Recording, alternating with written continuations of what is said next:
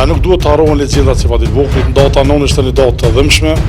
Sot është një ditë shumë emocionuese, është pikëlluese për këtë shtetin e Kosovës, për këtë qytetarët e Kosovës, për këtë futbolldashtit, për këtë komitetin sportiv të futbollit. Ishte një datë, data 9 është një datë e dhimbshme, por ne ishte një ikje papritshme.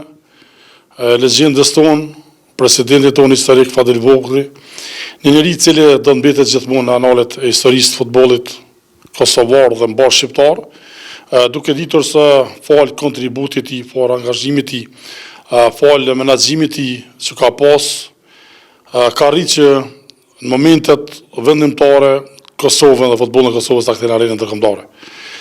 Mendoj do të thotë që fal kontributit Fadilit dhe fal bagazhit që ka pas si personalitet, si futbollist, në arenën ndërkombëtare ka bërë që natë pranumin e FIFA në UEFA, dhe mendoj shkurja tina e papritshme është e dhimbshme, por gjithmonë duhet të jem krenar që kena pas një legjend si Fadil Vokri. Nuk duhet të harrohen legjendat si Fadil Vokri. Komunikimin e fundit që kam pas me Fadil Vokrin, më të them ishëm në Federatën e Futbollit të Kosovës dhe më tha Batatin, jem duke shkuar për kishte ato ku do të humbi jetën. Tha jem duke shkuar në fitness.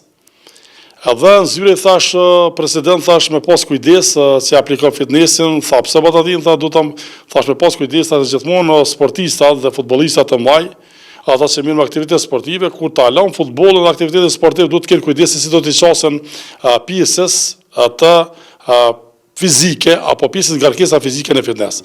Thash të baza asaj që në kom lexuar për shumë literatura shkencore sportive është gjëja më e rrezikshme do të thotë kur e përfundon karrierën si sportist, por një kohë pauzon dhe pastaj kthehesh aktivitetet fizike. Por asysh atë do të thotë mund të kesh edhe probleme të tjera që mund të edhe ndjenjë një problem shumë i madh.